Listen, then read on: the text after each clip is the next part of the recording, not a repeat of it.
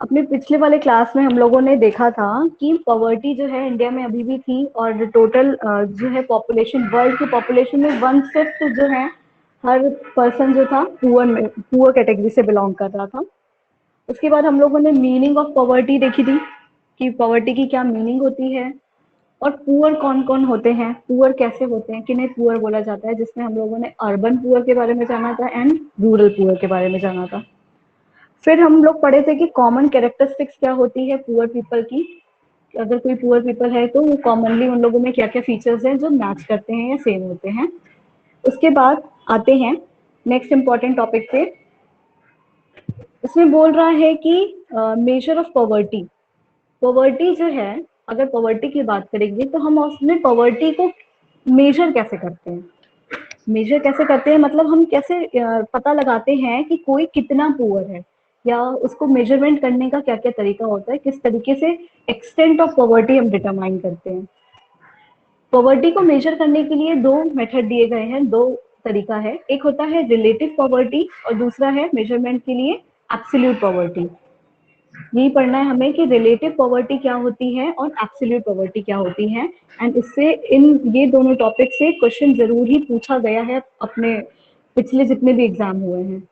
इस particular chapter में poverty में रिलेटिव और एब्सोल्यूट में से क्वेश्चन जरूर ही फ्रेम हुए हैं अब तक के एग्जाम में। तो आगे भी देखते हैं कि अगर एमसीक्यू टाइप में भी क्वेश्चन आने होंगे तो किस तरीके के क्वेश्चन बन सकते हैं, होता क्या है, पूरा चीजें समझते हैं। देखो रिलेटिव पॉवर्टी क्या होती है।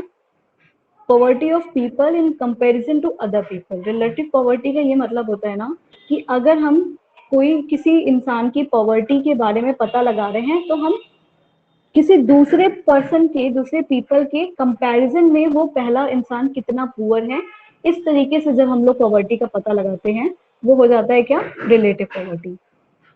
मतलब रिलेटिव पॉवर्टी में पॉवर्टी को कैसे मेजर किया जाता है, एक पर्सन को दूसरे पर्सन से कंपैरिजन करा जाता है, कंपेयर करके पॉवर्टी मेजरमेंट की जाती है। तो जब हम लोग किसी एक पर्सन को दूसरे पर्सन से कंपेयर करते हैं, उस तरीके के कंपैरिजन या उस तरीके के मेजर को बोला जाता है रिलेटिव पॉवर्टी। एग्जाम्पल दिया हुआ है यहाँ पे कि Rahul has lower income than Sahil, then we can say that अब राहुल का जो इनकम है वो साहिल से कम है। तो अगर हम राहुल और साहिल को आपस में कंपेयर कर रहे हैं तो हम क्या कह सकते हैं कि कौन पुअर है यहाँ पे,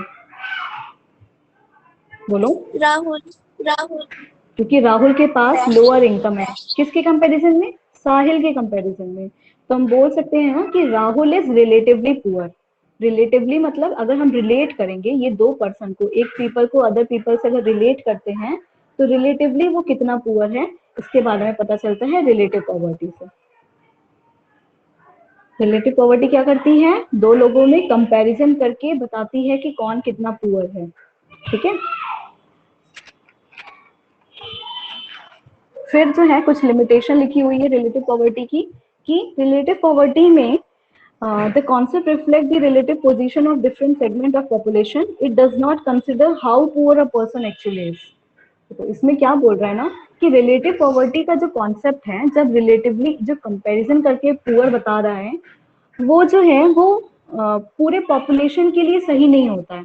कैसे सही नहीं होता है, फॉर एग्जाम्पल अगर आप लोग जो है कंपेयर करोगे, क्योंकि आप स्टूडेंट हो, अभी तक आपकी अर्निंग नहीं हो रही है, उस हिसाब से अगर देखा जाएगा कि आपके कंपैरिजन में मेरी क्या कंडीशन है, अगर मेरे में और आप में कंपैरिजन होगा तो क्या होगा, कौन पुअर निकलेगा, आप हो गए। अगर हम फिर लोग। उसी तरीके से, हाँ उसी तरीके से अगर मेरा कंपैरिजन जो है वो मेरे किसी सीनियर के साथ होगा, या जो है मुझसे ऊपर जो है अपर लेवल पे कोई है उससे होगा, तो उसके कंपैरिजन में फिर मैं poor निकलूंगी।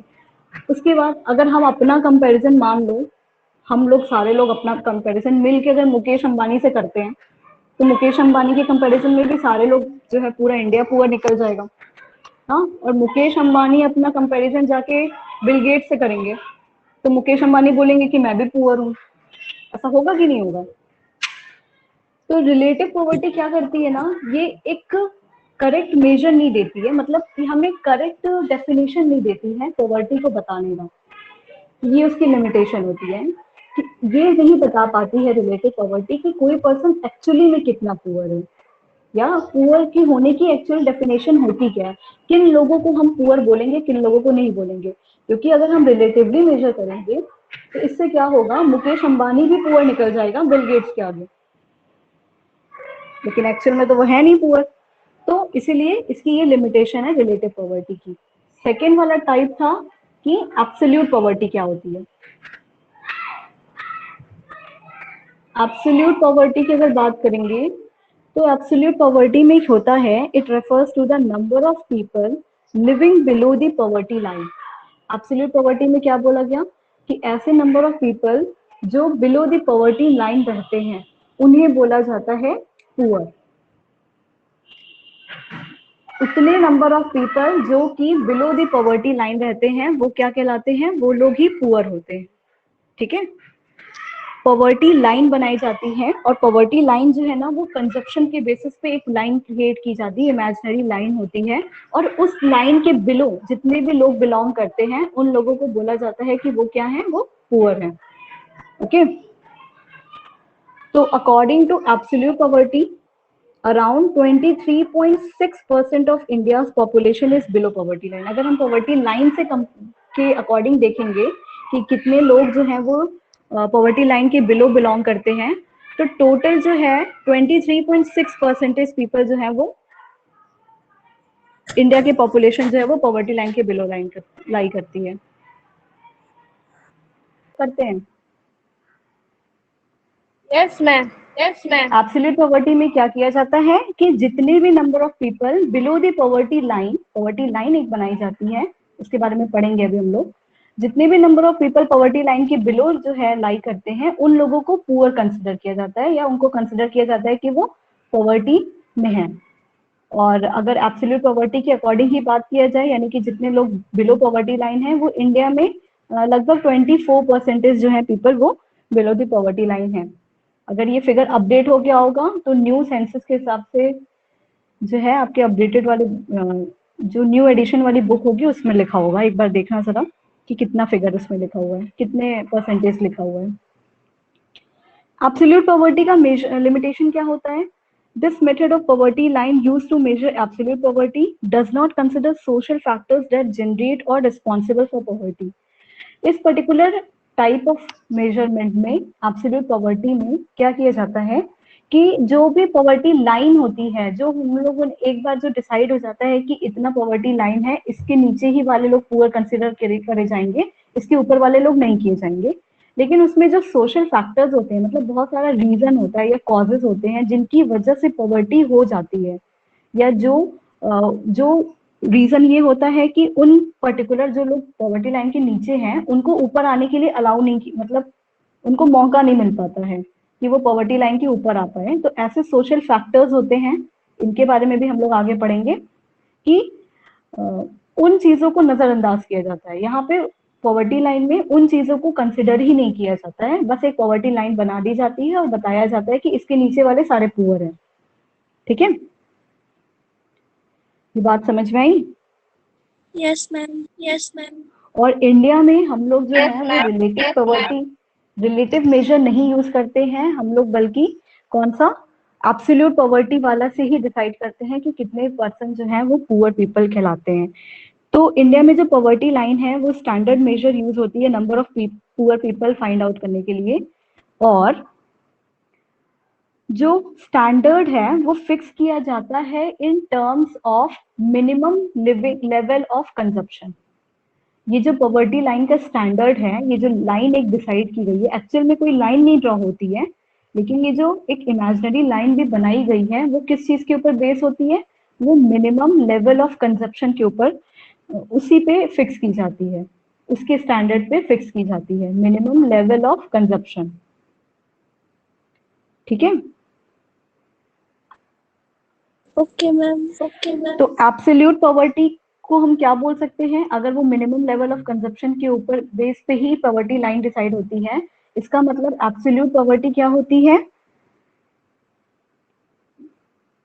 absolute poverty refers to a solution when a person fails to reach this minimum consumption level। मतलब अगर कोई पर्सन ये मिनिमम कंजप्शन लेवल तक नहीं पहुंच पाता है तो उन लोगों को पुअर कंसिडर कर लिया जाता है, या उनको मान लिया जाता है कि वो क्या है, वो पुअर है। Okay. Measurement of poverty, poverty को अगर हम मेजर करेंगे तो किस तरीके से करेंगे? मेजर करने के दो तरीके थे, एक था एब्सोल्यूट और दूसरा था relative.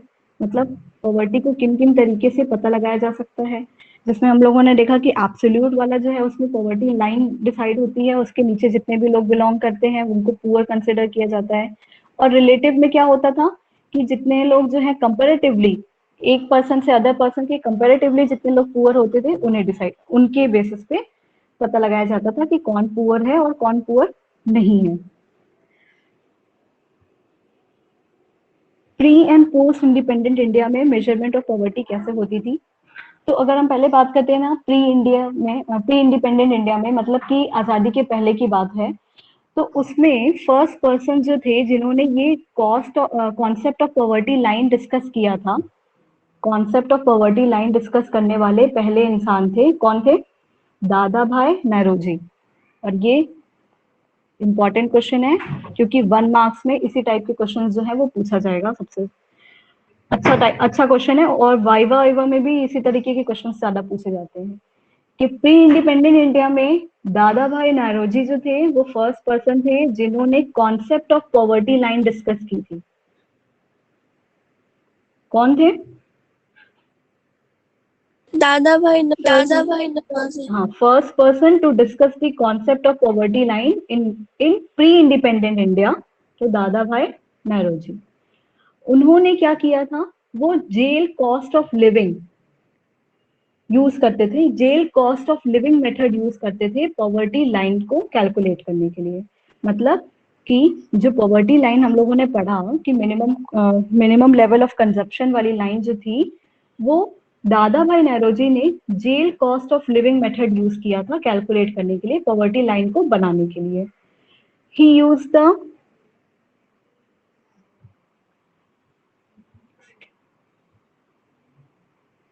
he used the menu of a prisoner and used appropriate prevailing prices to arrive at the cost of consumption of an adult prisoner.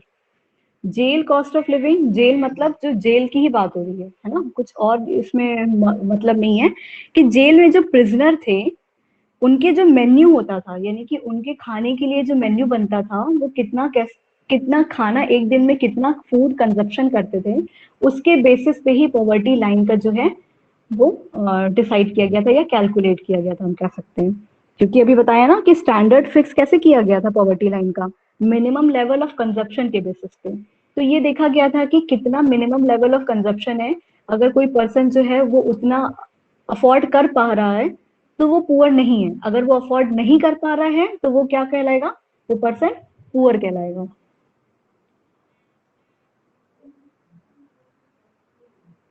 He divided the population in 2 parts. उन्होंने क्या किया, उन्होंने population को 2 parts में सबसे पहले divide किया। किस तरीके से कैलकुलेट किया है उसको देखते हैं। उन्होंने सबसे पहले जो टोटल पूरी पॉपुलेशन थी ना उसको 2 पार्ट्स में डिवाइड किया। टोटल पॉपुलेशन अगर मान लेते हैं यहाँ पे कि टोटल पॉपुलेशन 120 है, तो उसको 2 पार्ट में डिवाइड किया। पहले क्या किया कि he assume that 1/3 of the total population consist of children. जो टोटल पॉपुलेशन है उसका 1/3 जो है वो क्या है, बच्चे हैं। तो अगर हमने 120 ले लिया है टोटल पॉपुलेशन, तो 120 का 1/3 कितना हो गया?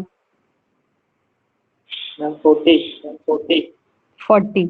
तो उन्होंने क्या बोला कि मान लेते हैं कि इस 120 में से 40 जो है वो क्या है, चिल्ड्रेन है, and half of them consumed very little while the other half consumed half of the adult diet. मतलब कि अगर 1/3 यानी 40 बच्चे मान लिए टोटल पॉपुलेशन में से, उस 40 बच्चों में से हाफ जो है यानी कि कितने हुए, 20 जो है वो वेरी लिटिल कंज्यूम करते हैं, बहुत थोड़ा सा खाते हैं। और बाकी जो अदर हाफ है यानी कि जो बचे हुए 20 बच्चे हैं, वो लोग एक अडल्ट के डाइट का आधा खाना खाते हैं, यानी कि एक अडल्ट पर्सन जितना भी डाइट लेता है उसका हाफ वो कंज्यूम करते हैं। ठीक है, इस तरीके से। 10:30 बज गया। 40 है तो हाफ जो है वो वेरी लिटिल कंज्यूम करते हैं और अदर हाफ जो है वो क्या करता है, अडल्ट की डाइट का हाफ जो है कंजप्शन करता है। ये बच्चों की बात हुई, ठीक है। फिर 2/3 पॉपुलेशन, यानी कि 120 का 2/3 पॉपुलेशन कितना हो जाएगा, 80। 2/3 population consisted of adult and they consume full diet, मतलब कि अगर 1/3 तो चिल्ड्रन हो गए तो 2/3 कितने हुए बचे, 80। और ये जो है अडल्ट थे और ये अपनी फुल डाइट जो है कंज्यूम करते थे। फिर उन्होंने क्या किया, he took weighted average of consumption of all the 3 segments. अच्छा ये बताओ, वेटेड एवरेज हम लोग पढ़े हैं कभी? Yes ma'am, yes ma'am. पढ़े हैं ना क्लास 11th में, ठीक है। तो क्लास 11 में हम लोगों ने जो वेटेड एवरेज पढ़ा था, उसी के अकॉर्डिंग, उसी तरीके से इन्होंने जो तीनों सेगमेंट है, कौन कौन से 3 सेगमेंट, ये जो वेरी लिटिल कंज्यूम करते थे, जो हाफ ऑफ अडल्ट कंज्यूम करते थे, और जितने लोग फुल डाइट कंज्यूम करते थे, ये 3 सेगमेंट है।